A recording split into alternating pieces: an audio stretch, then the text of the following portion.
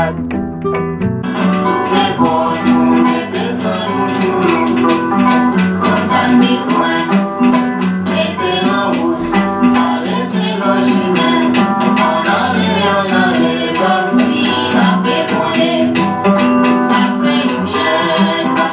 Bonjour à tous, bonjour à toutes, merci de votre fidélité. Nous sommes sur Radio Fréquence Atlantique avec ces trois fréquences, 88.3, 93.6 et 105.9. Alors, comme tous les dimanches, nous sommes ensemble pour commenter l'actualité, pour développer des rubriques de déconstruction. Et aujourd'hui, nous allons, pour point concernant la Martinique, nous arrêter sur les attaques qui ont été commises contre des monuments aux morts de plusieurs communes. En ce qui concerne l'actualité internationale, nous allons revenir sur la panthéonisation de Manouchian. J'en dirai plus tout à l'heure. Et concernant la déconstruction, nous allons parler de la place de la lutte armée dans les processus de libération nationale. Alors voilà le programme. On commence tout de suite avec les attaques qui ont été faites contre des monuments aux morts dans plusieurs communes de Martinique.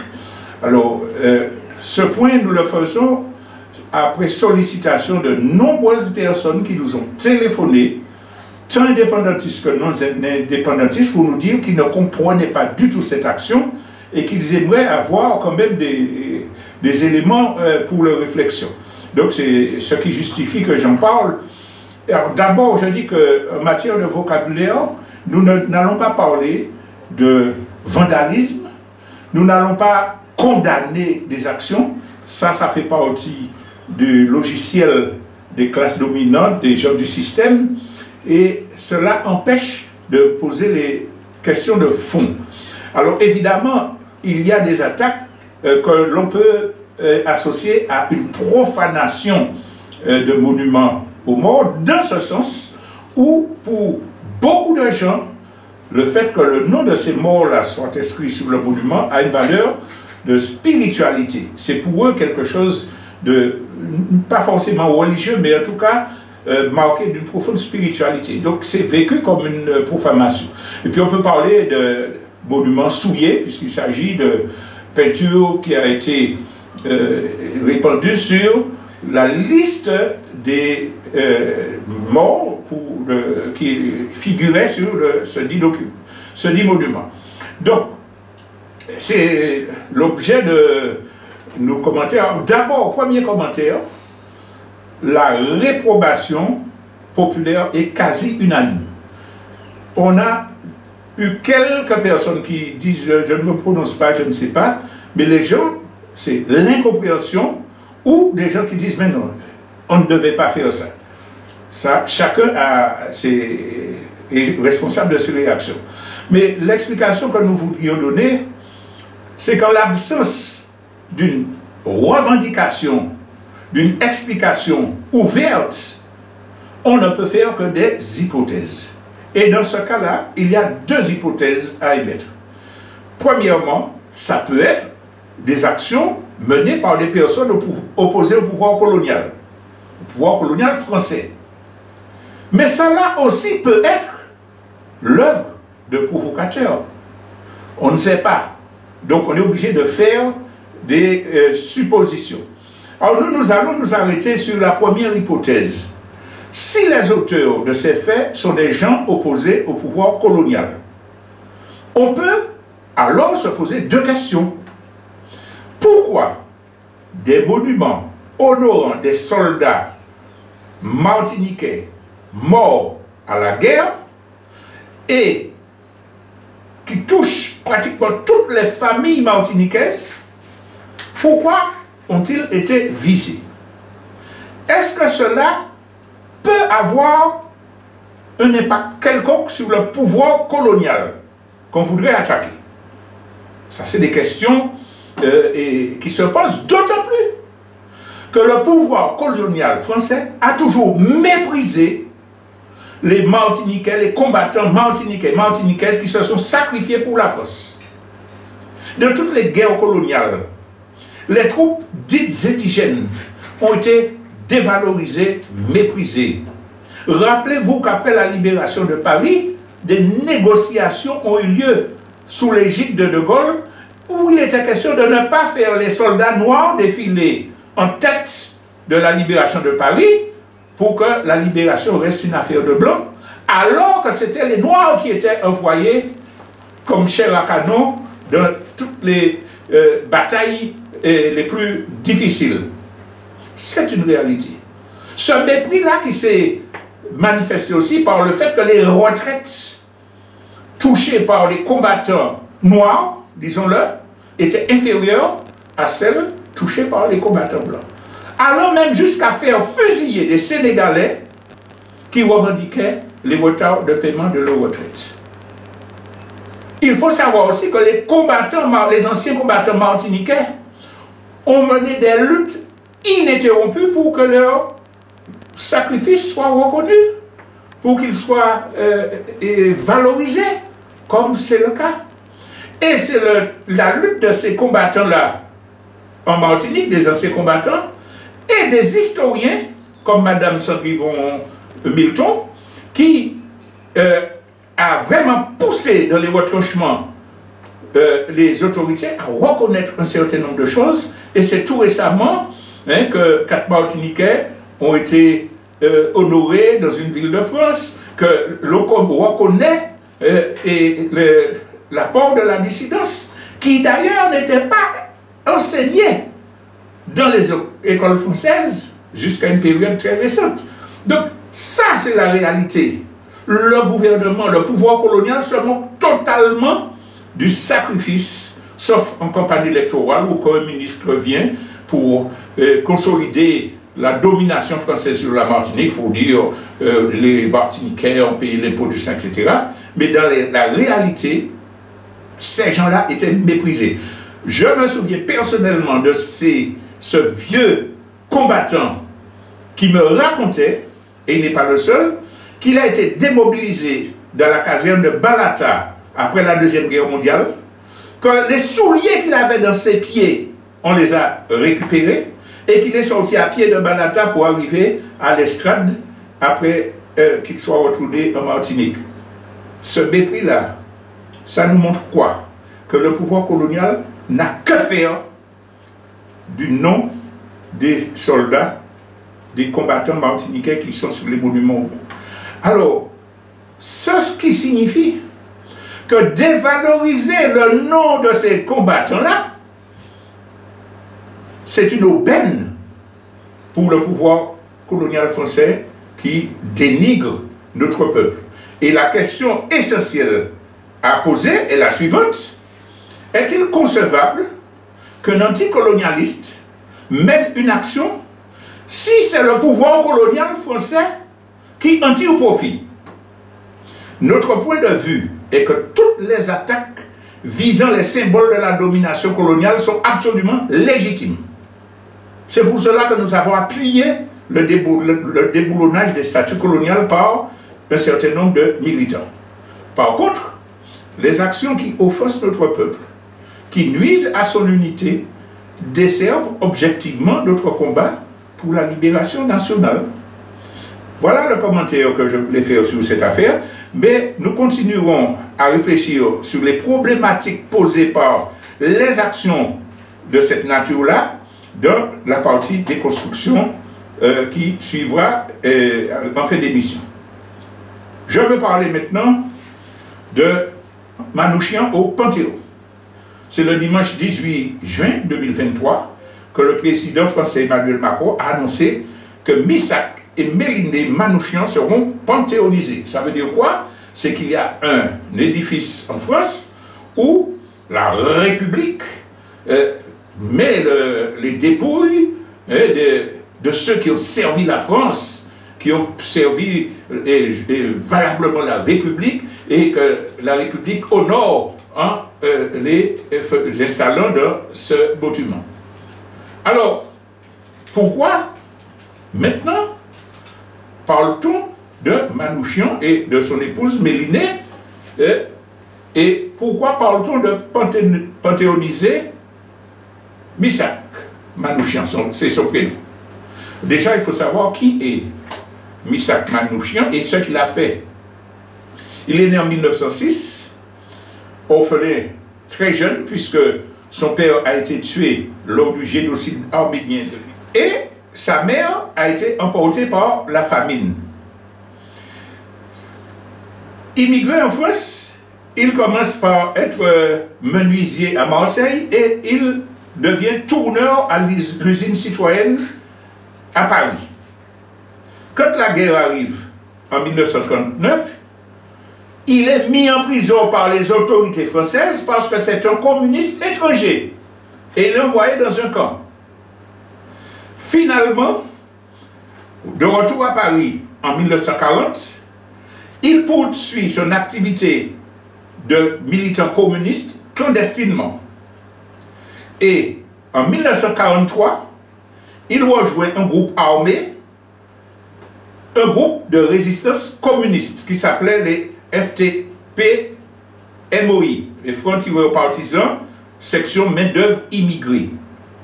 Et durant plusieurs mois, le groupe qu'il dirige, c'est lui qui le dirige, mène des actions de résistance armée, attentats, exécution d'officiers allemands en plein jour, déraillement de train, attaques sur des casernes militaires, sur des librairies nazies, sur des sièges de partis fascistes. Ça, c'est les actions que mène le groupe en question. À ce moment-là, ils sont traités de terroristes par les occupants nazis et les collaborateurs.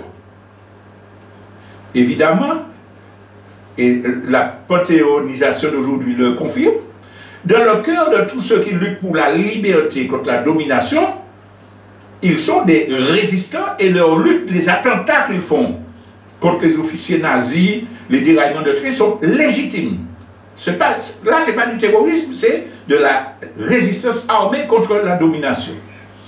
N'empêche qu'arrêtés par les autorités françaises, ils sont torturés, lui et ses camarades, et ils sont livrés aux autorités allemandes. Donc un procès fait par une cour martiale 44, une simulacre de procès, devons-nous dire, débouche sur la condamnation de 23 membres du groupe. Et les nazis profitent pour lancer une importante campagne dans toute la France, avec des milliers d'affiches et de tracts pour dénoncer les terroristes. Je vous invite à taper affiche rouge sur les moteurs de recherche et vous verrez, il y a un film d'ailleurs qui a été tiré de ça, l'histoire, la photo de l'affiche, pour montrer l'atrocité de cette campagne qui, malheureusement pour les Allemands et heureusement pour la résistance, s'est retournée contre eux parce que ça a popularisé la valeur de ces résistants-là, que les gens s'identifiaient à eux. Alors n'empêche que le 21 février 1944, tous les hommes sont fusillés, il y avait une seule femme dans le groupe, elle est décapitée en Allemagne nazie, le 10 mai 1944 précisément, mais au moment où ces gens-là sont morts, où ils ont été exécutés, comment ont-ils réagi? Je rappelle qu'il y avait des Arméniens, des Espagnols, des Italiens, des Français, des Juifs roumains, des Hongrois et des Polonais dans ce groupe d'immigrés qui luttaient contre le nazisme. Comment ont-ils réagi au moment de leur exécution? Par exemple, l'ouvrier métallurgiste Jean-Pierre Tingot, qui est mort en chantant, en criant « Vive le Parti communiste allemand ». D'autres ont crié « Vive Staline ». Beaucoup ont crié « Vive la liberté ». Les Français ont crié « Vive la France ». Mais tous ont chanté l'Internationale. Alors, quand on a décrit ces gens-là, ce qu'ils ont fait, la symbolique de la résistance armée communiste, on se pose la question, pourquoi Macron décide-t-il de mettre Manouchian au Panthéon? Ce sont des intentions perverses.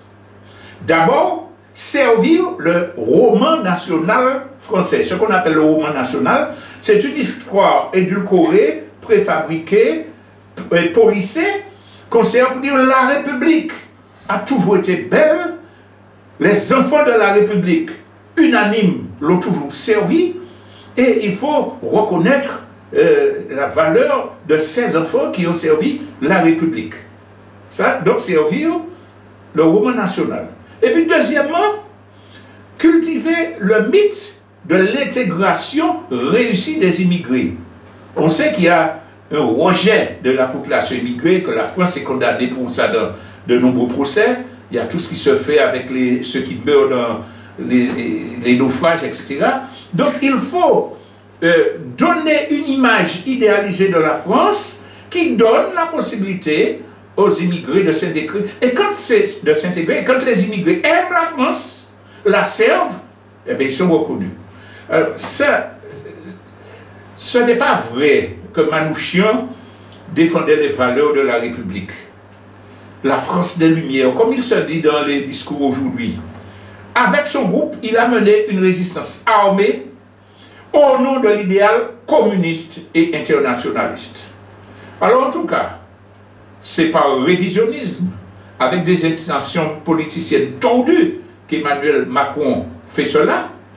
Mais nous retenons quand même que celui que les nazis et la France de la collaboration traitaient de terroristes, parce qu'il menait une résistance armée contre l'occupation, ben celui-là sera transféré au Panthéon. Et à quelle date? Le 21 février prochain. Le 21 février, vous savez ce que c'est? C'est la journée internationale de lutte anticolonialiste. Comme diraient certains, à bon entendeur, salut. Alors voilà maintenant que nous allons passer à la partie déconstruction. C'est là que je fais la liaison avec la problématique posée par les attaques contre les monuments aux morts et la question de la résistance armée contre l'occupation nazie. Et donc, pour nous qui sommes une colonie dominée par le pouvoir colonial français, il est quand même important que nous réfléchissions sur la place de la lutte armée dans les processus de libération nationale. Alors, nous avons choisi de parler de ce thème. D'une part, parce que face au comportement de plus en plus scandaleux, de plus en plus odieux du pouvoir colonial français dans notre pays, de plus en plus de compatriotes expriment la nécessité de mener des actions radicales. Disons le mot radical pour être soft. Mais d'autre part, parce que ce pouvoir français se prépare à intervenir militairement pour s'opposer à toute velléité d'émancipation de notre peuple. Pour preuve, la semaine dernière, se sont déroulées des manœuvres militaires à Saint-Pierre, et je vais vous citer les mots qu'il disait pour présenter ces manœuvres-là. Dans le cadre de sa préparation opérationnelle, le 33e RIMA a lancé un exercice d'ampleur lundi soir à Saint-Pierre. Plus de 400 militaires et 80 véhicules seront sur le terrain jusqu'au 23 juin. L'objectif, écoutez bien, entraîner les unités à la conduite d'opérations de stabilisation, coercition et d'évacuation de ressortissants. Vous avez entendu les mots. Stabilisation, quoi? Quel, qui est concerné? Quel ennemi est concerné? Coercition, qui est concerné? Évacuation des ressortissants. C'est qui les ressortissants? Les 360 000 Martiniquais, ce sont des ressortissants. Alors, on va évacuer 360 000 Martiniquais? Non, les ressortissants français. C'est de cela qu'il s'agit. Là, on prépare s'il faut, si les choses tournent. Donc, c'est vraiment une guerre coloniale qui est en train de préparation. Le plus triste dans l'affaire, c'est que notre jeunesse a été impliquée dans ces manœuvres. On nous dit le RSMA, c'est pour former les jeunes pour qu'ils aient un avenir. En quoi ces opérations militaires pro-coloniales préparent l'avenir? Sinon, chercher à les intégrer dans la logique de collusion et de collaboration avec l'État colonial dans notre pays. Donc voilà, ce qu'on veut dire, c'est que l'État français se prépare à une action militaire contre notre pays. Si nous sommes conséquents sur la question de l'indépendance des peuples, l'émancipation des peuples, nous devons dire que, bon, il faut nous préparer à toute éventualité. Et s'il y a une agression militaire contre notre peuple, on ne va pas laisser les choses venir comme le massacre de septembre 1870, quand les gens se sont révoltés pour la justice sociale et contre le colonialisme. Donc, il faut qu'on réfléchisse. Et se pose donc la question de la place de la lutte armée dans les processus de libération nationale. Alors, quand on dit lutte armée de libération nationale, tout de suite on rentre dans le domaine du fantasme, des utopies, de l'idéalisation. Et nous devons dire que dans les années 60, quand naissait le mouvement indépendantiste en Martinique, la plupart des militants avaient cette idéalisation de la lutte armée. Effectivement, on était imprégné de l'exemple du peuple vietnamien qui tenait la dragée haute contre l'impérialisme américain. On avait des renseignements sur la lutte armée en Namibie. On parle du Frelimo au Mozambique, la SWAPO. Bref, on avait ces renseignements-là, on parlait de la lutte en Palestine. Et on avait cette idée que sans lutte armée, on ne pourrait écraser l'impérialisme. Et il est possible que cette voie-là soit la seule valable, puisque nous avons ces exemples-là. Et c'est vrai que la plupart des militants de l'époque ont idéalisé la lutte armée. Pour parler très franchement, nous étions encore jeunes, ça nous faisait plaisir de marcher avec des chemises kaki, des pantalons treillis, parce qu'on exprimait par là notre volonté d'être en accord avec la lutte armée. Bon, mais sauf que la tenue camouflée là, la tenue treillie, c'est pour se camoufler en période de guerre. C'est pas pour se montrer à l'ennemi quand on n'est pas en situation de guerre. Bon, bref, c'est l'idéalisation de la jeunesse. Heureusement que l'expérience et la maturité a réglé ce problème-là. Sauf que certains n'ont pas l'habit, le camouflage vestimentaire pour se donner confiance. Ils s'habillent tout à fait normalement, mais ils ont un camouflage idéologique en parlant beaucoup de « ouais, c'est la lutte armée », etc. Là, ça donne confiance, on est peut-être sincère, mais évidemment, c'est du superficiel et ça n'a rien à voir avec la véritable lutte armée. Et j'ai eu l'occasion de dire que le rêve d'être guerriero, on a pensé à Che Guevara, à l'Amérique latine, mais ça a été complètement remplacé, ou du moins il a complètement pris la place du rêve de construire une société nouvelle en s'appuyant sur le peuple. Ça veut dire que dans la hiérarchie des pensées, des idées, des idéaux, mener la guérilla a évincé construire une société avec l'appui du peuple. C'est grave.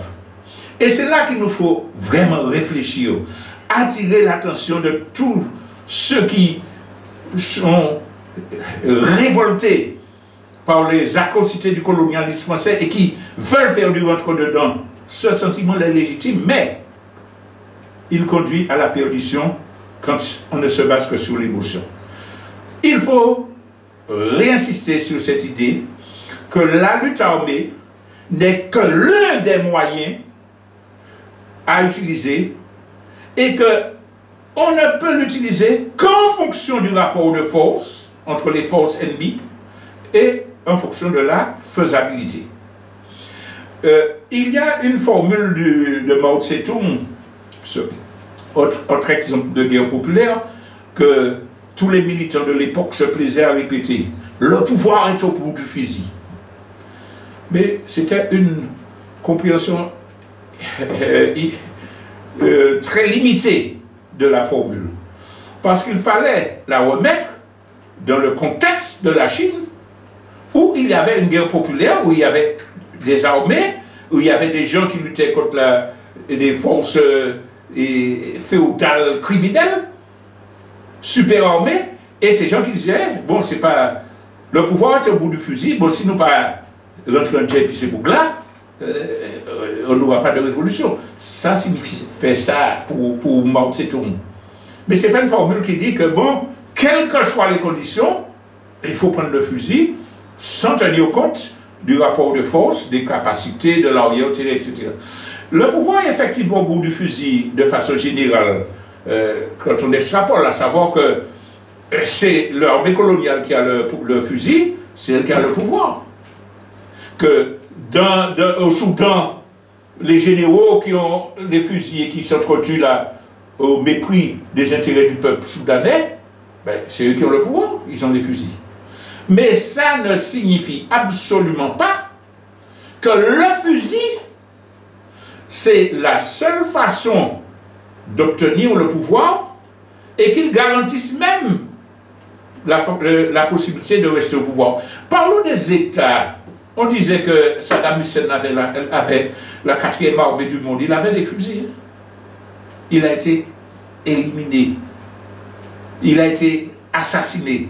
Donc, dépassons des formules toutes faites pour dire qu'il nous faut analyser la réalité, analyser le rapport de force entre les adversaires, les possibilités concrètes de lutter, pour dire qu'est-ce que nous devons faire, quelle forme de lutte devons-nous privilégier.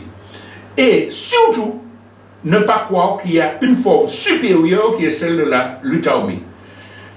Quand on se penche sur l'expérience de tous les mouvements révolutionnaires dans le monde, sans exception, on constate que ceux qui sont arrivés à gagner, à progresser, à avoir des victoires, c'est ceux qui savaient harmoniser le travail sur tous les fronts de lutte. La révolution castriste, comme on dit, la révolution cubaine a réussi. Mais il y avait des mouvements étudiants, des mouvements sociaux puissants liés à cette révolution.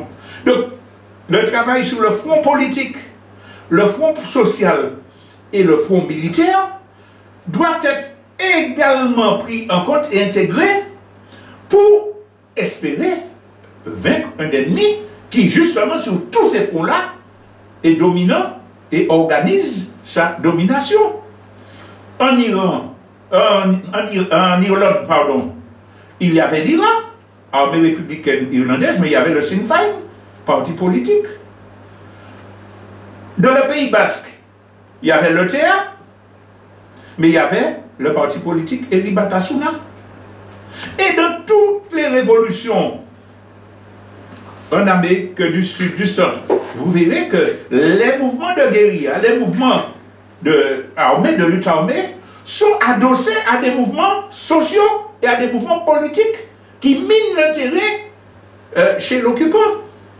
Et inversement, les endroits où des guérillas, des luttes armées ont été déclenchées sans qu'il y ait de liaison avec les mouvements populaires, ben, l'échec a été au bout du parcours. Je pense particulièrement au mouvement Tupac Amaru au Pérou. Ils ont mené des actions spectaculaires, d'une puissance militaire vraiment incontestable. Mais le mouvement a échoué. Le principal dirigeant du mouvement a dit, voilà, nous avons échoué parce que nous avions beaucoup d'applaudissements, mais nous n'avons pas d'appui. Donc, cela doit nous dire que les gens qui appellent à la lutte armée sans lier cette dynamique-là au travail de conscientisation et d'organisation du peuple, et sans prendre en compte qu'il faut que ce mouvement-là soit suffisamment puissant pour avoir une chance de résister à l'ennemi, ce sont soit des rêveurs, des inconscients, ou alors, plus grave, des gens mal intentionnés, pour dire cela gentiment. Mais même quand on a réalisé toutes ces conditions, travail sur le front social, travail sur le front politique, et travail pour préparer la résistance, il faut se rappeler à chaque seconde que la lutte des classes, c'est une réalité. Que la perversité de certaines parties de la nature humaine, c'est une réalité. Et on a vu dans beaucoup de luttes armées des conflits entre dirigeants où certains dirigeants sont carrément achetés. Thomas Sankara, par qui a-t-il été tué? C'est par un combattant d'armes. Donc, cette donnée-là doit être prise en compte pour renforcer la conscientisation, le contrôle de ceux qui mènent la résistance, la possibilité que le peuple se mobilise pour pouvoir renverser et ceux qui feraient chemin crochu, pour dire gentiment. Donc ça, c'est un premier point que je voulais développer. Mais il y a un deuxième point pour qu'on prenne conscience des conséquences de la lutte armée au plan de vue économique, au point de vue des relations entre les classes sociales. Notons bien que toutes les guerres, sans exception, y compris les guerres populaires, y compris les guerres de libération nationale, sont l'occasion pour les lobbies de l'armement et les multinationales de faire des profits. C'est pour ça que les puissances impérialistes, et même au-delà des gouvernements impérialistes, les maîtres des multinationales de l'armement provoquent des guerres dans des pays africains, asiatiques, etc. Ils provoquent des guerres pour pouvoir vendre leur matériel. Parfois, ils soutiennent les deux camps. De même que chez eux, ils se battent pour que la vente libre d'armement continue. Ils n'ont pas d'état d'âme sur la question de l'espèce humaine. Donc, les guerres, c'est une aubaine formidable pour vendre renouveler. Prenons le cas de ce qui se passe en Ukraine. En Ukraine, les États-Unis ont dit il faut poursuivre la guerre jusqu'au dernier Ukrainien. Ils se moquent totalement du peuple ukrainien, mais il faut vendre des armes. L'industrie des munitions, ça a explosé récemment. Donc, il faut mettre des luttes armées, mais au-delà de cet aspect vote d'armement, pour le maintien de la domination impérialiste, il favorise certaines prétendues luttes armées pour affaiblir les possibilités d'arriver à la libération nationale. Permettez-moi de vous donner un exemple concret, un témoignage historique que vous pouvez vérifier. Je me trouvais en Nouvelle-Calédonie au moment où il y avait les grandes tensions. J'assistais à un congrès du FLNKS. J'ai vu de mes deux yeux Djoubeli Weyai, celui qui a tué Djibao et Yewene, parler à un Français blanc. Mes sources de renseignement m'ont dit que ce monsieur-là travaillait pour Focard. J'ai averti les dirigeants du FLNKS, le président actuel de la collectivité de Kanaki, Loulou Mapou. Je lui ai dit, il y a une provocation là. Et j'ai parlé à Djoubeli Weyai, qui a tué Djibao. Je lui ai parlé. Qu'est-ce qu'il me disait? Que Djibao et tout ça, ce sont de faux indépendantistes qui sont là pour empêcher au peuple kanak. Et qui lui avait dit ça? Le monsieur blanc avec qui il parlait. À mon retour en Martinique, j'avais envoyé une documentation pour mes amis sur les techniques de manipulation. Je ne sais pas si c'est arrivé parce que c'est la poste. Et voilà un exemple où quelqu'un lié à Focard instrumentalise quelqu'un qui se croit sincère, qui est sincère, et qui se croit défendre l'indépendance de la Kanaki, et qui va assassiner des dirigeants du FNLKS. Mais cela, c'est partout que ça se fait. Les services de secrets utilisent, créent des organisations soi-disant de lutte armée. On a bien vu Jonas Savimbi, etc., etc. Donc, mais au-delà du profit financier que tirent les impérialistes de la vente d'armement, de la manipulation, il y a un profit économique. La semaine dernière, vous avez entendu que les Occidentaux se réunissaient pour se partager le marché de la reconstruction de l'Ukraine. La diapo fini, ou pas quitter fini. Pendant qu'ils faisaient la guerre en Irak, il y avait déjà des contrats signés avec des multinationales de la construction, de l'énergie, etc., pour partager les profits de la reconstruction entre les puissances impérialistes occidentales. Donc cela doit nous montrer que la guerre, les luttes armées, pour les pays impérialistes, c'est anti-affaires, comme dirait chez nous. Alors, c'est pour cela qu'il nous faut dire, bon, mais quel est l'intérêt de notre pays? Quelles sont les conditions pour mener une lutte qui ne soit pas au service des intérêts des multinationales, qui ne divise pas le peuple?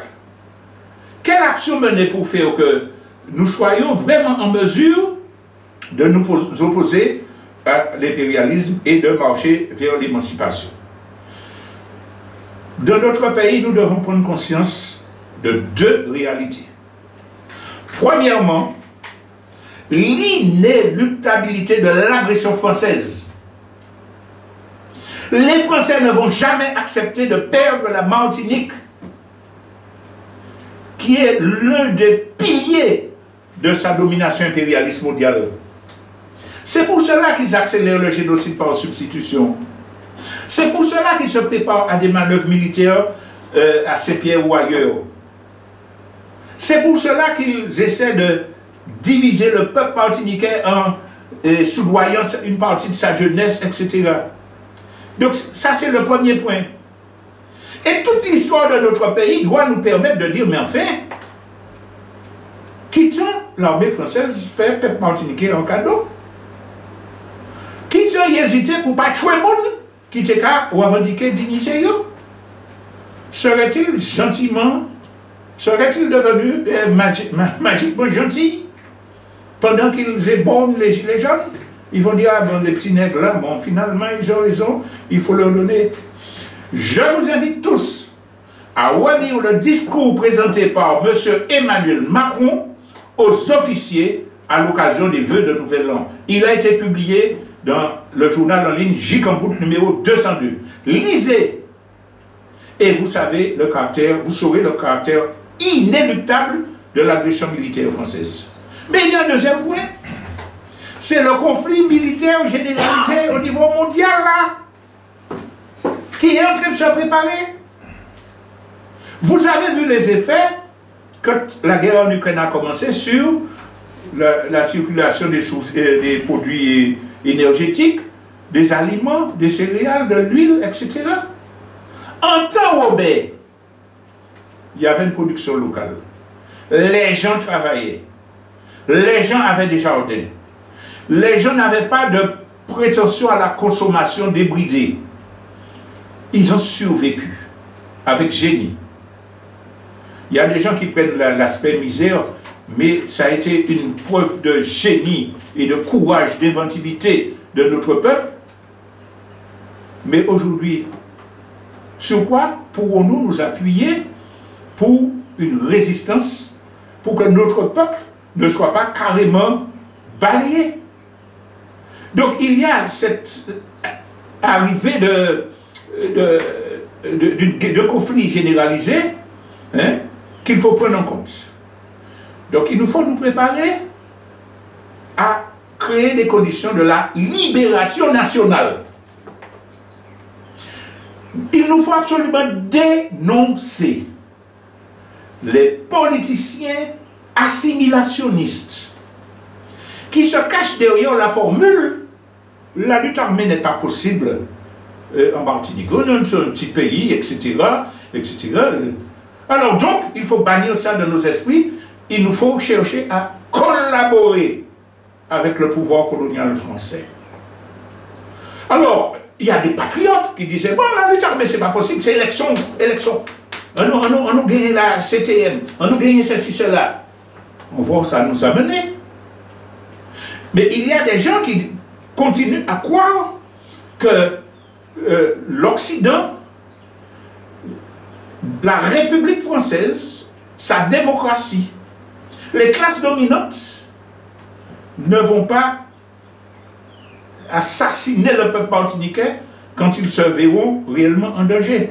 Je tiens à signaler qu'il y a certaines personnes ici de la classe dominante qui envoient leurs enfants faire leur service militaire en Israël. Vous savez ce que c'est que l'État voyou d'Israël? C'est pourquoi? C'est parce qu'ils veulent défendre la démocratie, la liberté. Vous savez que les suprémacistes blancs qui viennent ici, qui sont arrogants, qui nous traitent de nègres, allez chez vous en Afrique, etc., qu'ils sont capables de monter des groupes d'extrême droite pour faire des exactions. Il y en a qui avaient commencé à faire des graffitis. Ils se sont arrêtés pour certaines raisons que nous saurons après. Mais il faut comprendre que ces gens-là sont prêts à se préparer. Je le dis ici en toute solennité, il y a une dame Béquet qui m'a dit, vous n'allez pas nous chasser de ce pays, nous nous préparons. Dans mes deux oreilles et devant témoins. Et puis il y a les traîtres. Dans ce pays où il y a conditionnement et où on développe les bas instincts, vous vous souvenez qu'il y avait des milices d'hommes de couleur libre, d'affranchis, qui allaient avec des chiens chasser les nègres marrons. Il faut nous attendre à ce que ceux qui profitent du système rejoignent les extrémistes blancs, les forces coloniales françaises, quand les choses deviendront valables. Alors, la question, elle est simple. Qu'on soit indépendantiste ou pas, qu'on soit militant ou pas, oui ou non, c'est une chose prévisible. Et si c'est prévisible, pouvons-nous nous imaginer que nous restons là, les bras croisés, comme la cigale de la fable, en attendant que les mauvais vents viennent, pour aller frapper chez la fourmi et dire, bon, je suis de plaire. Donc, évidemment, pour toute personne responsable qui aime son pays, qui pense à l'avenir de ses enfants, on doit avoir en tête la nécessité de se préparer à résister. Alors, qu'est-ce que ça veut dire, se préparer à résister? Est-ce que ça veut dire qu'avec 2 ou 3 copains, je vais faire des exercices militaires sur les flancs de la montagne Pelée? C'est pas sérieux. Parce que vous savez, l'espionnage... non, c'est pas possible. C'est l'une des conditions à prendre en compte. L'exiguïté de notre territoire. Est-ce que c'est arrogant, la foule, ouais, faut des wards, etc. On se fait repérer, on se fait neutraliser, et on appelle à neutraliser tous ceux qui gravitent autour. C'est pas comme ça qu'une résistance de libération nationale peut s'organiser.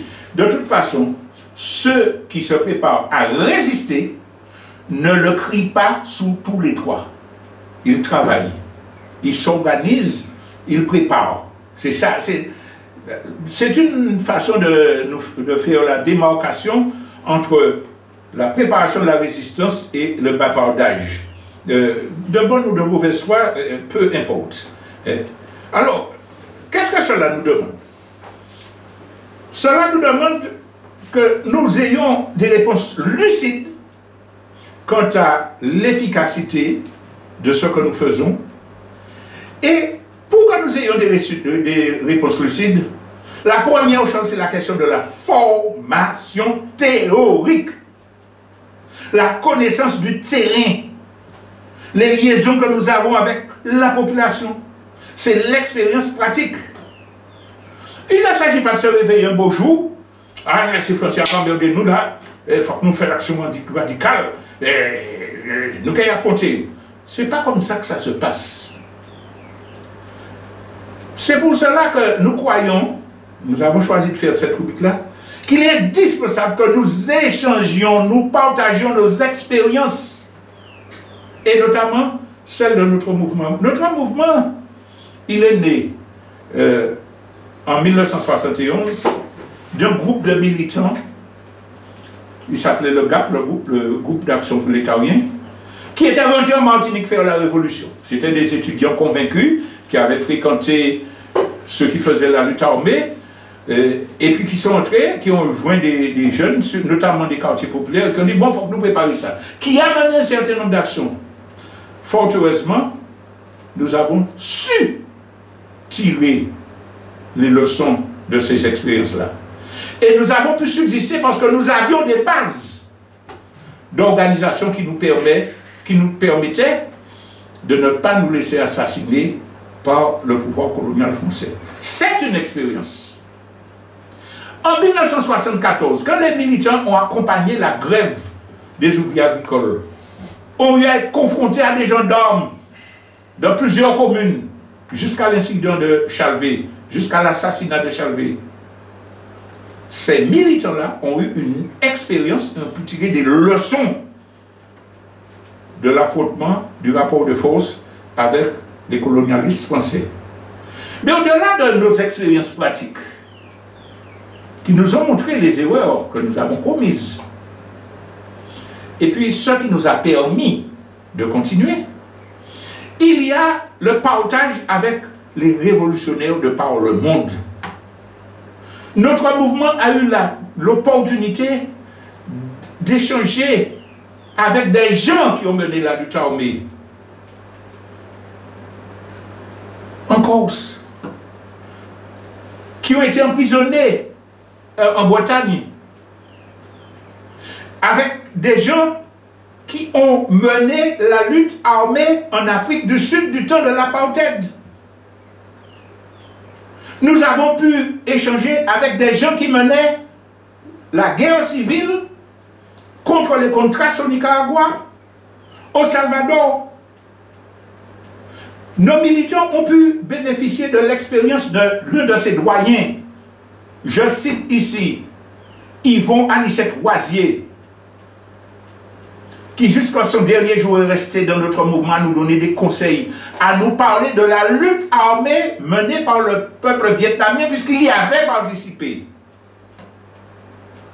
Nous pas pi connaître qui personne, nous pas pi fort qui personne, mais ces expériences-là qui nous ont été rapportées, que nous avons pu discuter, nous ont amené à tirer des enseignements. Il y a un proverbe chez nous qui dit premier couillon, pas couillon, deuxième couillon, pas couillon.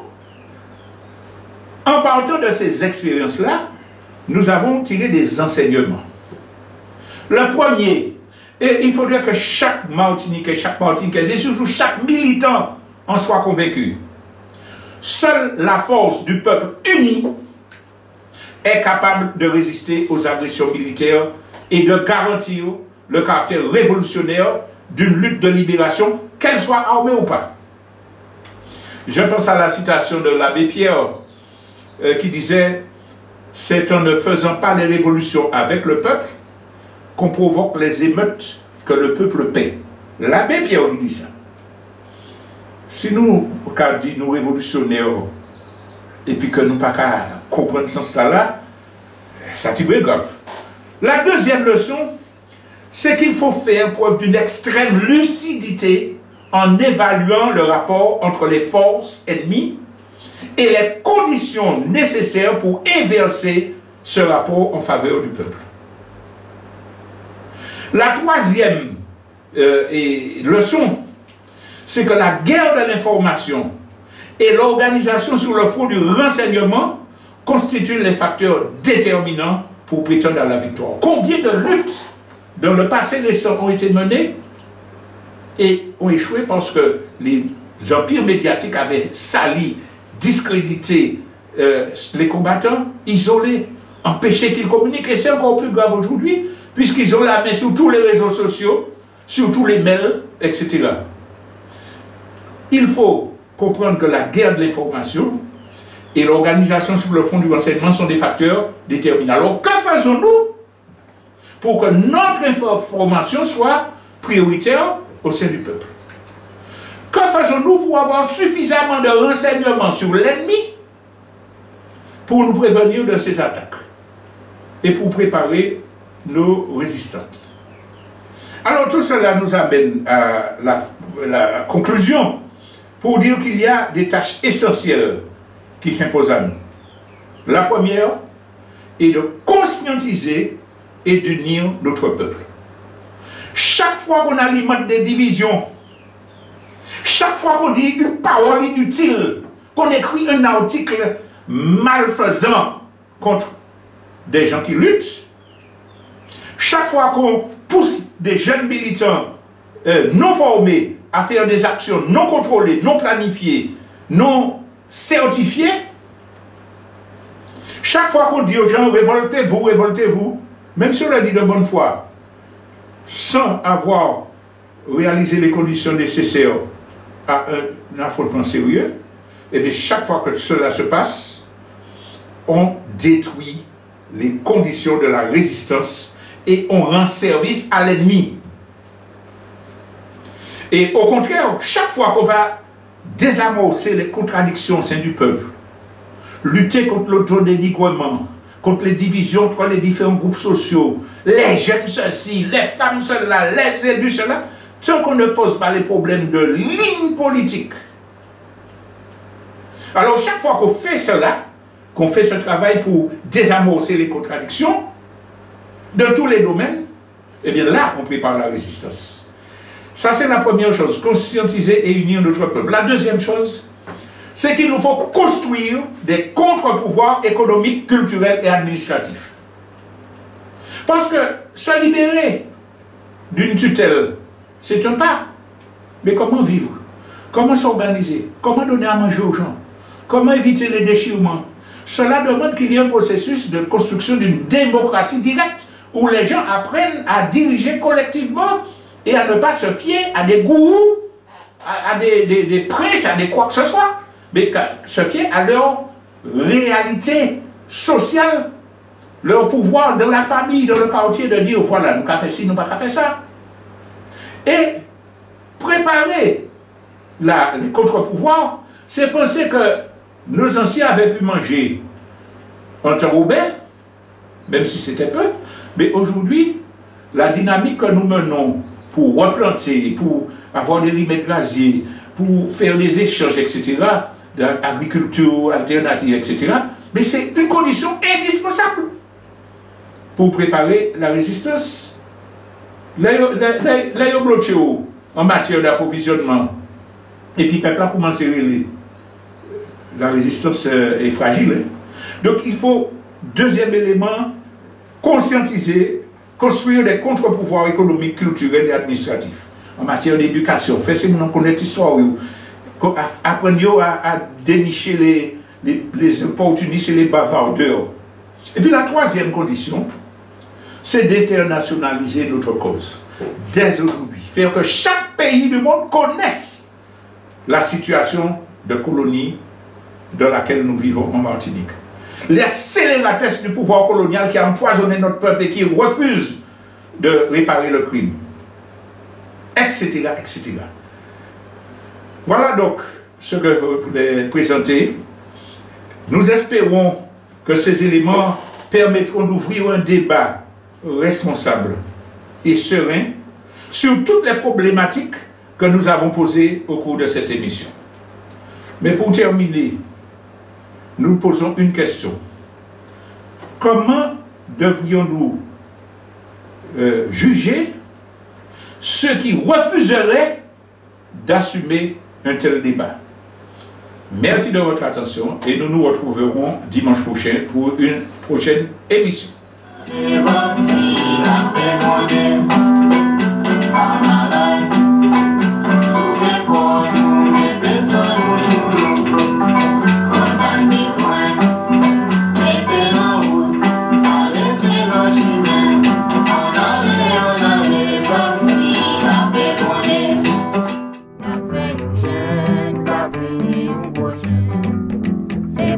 travail pour pays à Capel. Maxime Gondé en allée, c'est nous le relais. C'est pour travail pour pays à Capel.